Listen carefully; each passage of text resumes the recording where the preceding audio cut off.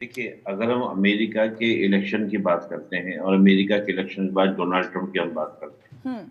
तो जैसे Donald Trump का जो रवैया रहा है, हम्म। वो एंटी इंडिया नहीं बल्कि प्रो इंडिया रहा है। जी।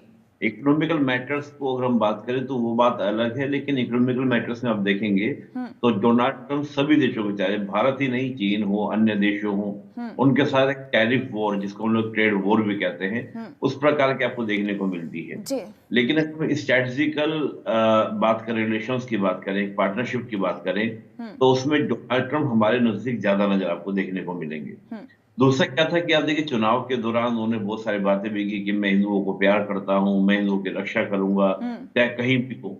हम्म। हालांकि चुनाव के समय कही गई बातों को बहुत इंपॉर्टेंस देना नहीं चाहिए, वो कहीं ना कहीं एक इमोशनल एंगल लेने के लिए, वोट को लेने के लिए। हम्म। लेकिन ऐसे ही अभी चुनाव संपन्न हो गए और ये तय हो गया कि प्रेसिडेंट बनेंगे, हम्म। तो अभी वो दो एक्टिविटीज की है। हम्म। आपने देखा होगा कि एक तो वी रामास्वामी को हम्म। उन्होंने डोगे तो बनाया, उसमें बनाया जो मिश्रा मिलकर बनाया।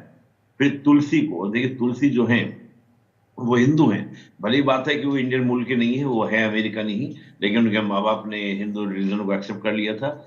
उनको जो वहां पे 12 एजेंसीज हैं, यानी कि जितने हम देखें उनके एफबीआई वगैरह जितनी एजेंसी, 12 जो आपकी एजेंसीज हैं, हम्म। उनका हेड उनको तुलसी को बनाया है। हम्म। तो ये कुछ ना कुछ आपको डिटरमाइन होता है, कुछ ना कुछ देखने को मिलता है कि वो हिंदुओं को काफी ज्यादा क्या देते हैं, एक वेटर्स देते हैं, और हम्म। इंडिया को काफी ज्यादा अपना एक स्ट्रॉन्गली हम देखें तो स्ट्रेटेजिकल अलाई के रूप में डोनाल्ड हम्म। ट्रंप देखते हैं। हम्म। तो मुझे लगता है कि कहीं ना कहीं प्रभाव पड़ेगा। हम्म। और जस्टिन ट्रूडो को आप देखेंगे, जस्टिन ट्रूडो जैसे ही डोनाल्ड ट्रंप का इलेक्शन हो जाता है, हम्म। तो जस्टिन ट्रूडो का भी स्टेटमेंट आता है हम्म। कि हाँ, हमारे यहाँ सभी सिख कम्युनिटी, जैसे अभी देवनाथ जी बोल रहे थे, बिल्कुल सही बोल रहे थे हम्म। कि सभी सिख कम्युनिटी के बारे में आप नहीं कह सकते, हम्म। पूरी सिख कम्युनिटी के बारे में नहीं कह सकते। हम्म। समथिंग, कुछ पीपल हैं हम्म। जो एक बात कर रहे हैं कि हमको खालिस्तान चाहिए, हम्म। सेपरेटिस्ट मूवमेंट को लेके चल रहे हैं, उस प्रकार का जो मूवमेंट लेके चल रहे हैं। हम्म। तो उन्होंने इसी बात को दोहराया, तो मैं देखता हूँ कि वो बात कहीं ना कहीं हम्म। उन्हीं के दबाव में, उन्हीं के प्रभाव में, कि डोनाल्ड हम्म। ट्रंप के आने के बाद जी। अर्शदीप गिल को गिरफ्तार करना, जी। ये भी हम उसी प्रभाव में देख सकते हैं। तो मुझे क्योंकि लगता सर है कि मेरे मन काफी में एक और प्रभाव पड़ेगा, सवाल आ काफी रहा इम्पैक्ट। है। आपने मुझसे पूछा जी। तिवारी जी, जी। ये दोबारा प्रश्न दोहराएंगे, मैं थोड़ा क्लियर नहीं कर सुन जी। पाया। आलमयान जी, क्योंकि खालिस्तानियों की अगर हम बात करें तो भारत में हमने उनकी सक्रियता देखी है। यह भी हो सकता है क्या कि भारत में वो अपना एक आतंक ना फैला पा रही हो, अपना वर्चस्व स्थापित ना कर पा रही हो, और वो स्थिति उनको कनाडा में दिख रही हो, और कनाडा में वो एक स्थिति और एक प्लानिंग बनाने की तैयारी कर रही हो, एक प्लान कर रही हो कि कनाडा में उसके उनके लिए आसानी होगी एक खालिस्तानी देश बनाना। देखिए तिवारी जी, अभी मैंने स्टार्टिंग में आपको कहा था हम्म। कि जो ये वीडियो वहां पर बनाना, दिखाना और कहना कि यूरोपियन जो है इन्वेडर हैं, हम्म। और रियल में जो है we are the owner of the Canada, हम्म। तो ये बात तो कहीं ना कहीं खालिस्तानी, मतलब मैं इसको भी, हम ये नहीं कह सकते कि पूरा इसी तरह कहानी होगी, हम्म। लेकिन ये मैसेज जरूर दिखता है कि खालिस्तानी बस जान चुके हैं, समझ चुके हैं हम्म।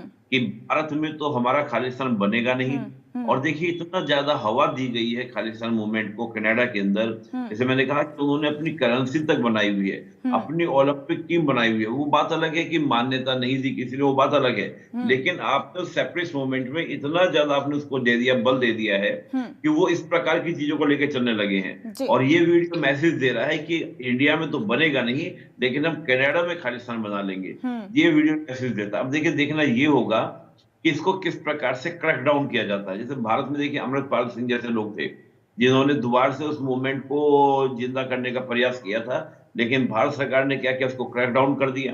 हमें हम्म। याद आता है वो घटना कि अमृतपाल सिंह अपने जो समर्थक थे, अपने साथ के जो कार्यकर्ता थे, उनको हम्म। छुड़ाने के लिए थाने पर हमला करते हैं, एक बहुत बड़ी मॉब जाता है। उसके हम्म। बाद कैसा क्रैकडाउन भारत सरकार करती है। अगर इस प्रकार की एक्टिविटीज कहीं ना कहीं देखने को मिलेगी, हमने जी। कई बार कहा भी हम्म। कि जब वहां पर रेफरेंडम करवाते थे, जब वहां पे खालिस्तानी फ्लैग ले लेके घूमते थे, तो हम कहते थे इस प्रकार के फ्लैग को परमिशन मत दीजिए, हम्म। आप इस प्रकार का रेफरेंडम मत कराइए। लेकिन कनाडा गवर्नमेंट ने कभी सुना, विचार व्यक्ति की आजादी की बात कही। और हम्म। मैं तो कहीं जन आश्चर्यचकित हो जाता हूँ हम्म। कि जो गवर्नमेंट, जो सरकारें बोलती हैं कि विचार व्यक्ति की स्वतंत्रता, हम्म। लेकिन वही विचार व्यक्ति की स्वतंत्रता जब जयशंकर जी यूज करते हैं ऑस्ट्रेलिया न्यूज आउटलेट के साथ में, जी। तो उनके उस इंटरव्यू को कनाडा में बैन कर दिया जाता है। हम्म।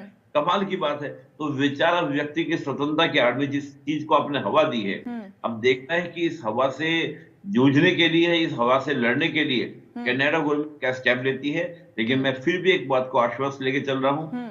भारत ही एक ऐसा देश है जो कनाडा सरकार को उसमें मदद कर सकता है। तो मैं मानता हूं कि जस्टिन ट्रूडो को अपनी बिल्कुल पुरानी सर, गलती भूलें। देखना हालांकि मुझे होगा लगता है क्योंकि जो अगली देखिए सरकार आएगी शुरुआत वहां पर छोटे से ही जस्टिन होती ट्रूडो है नहीं आने और वाले। जिस तरीके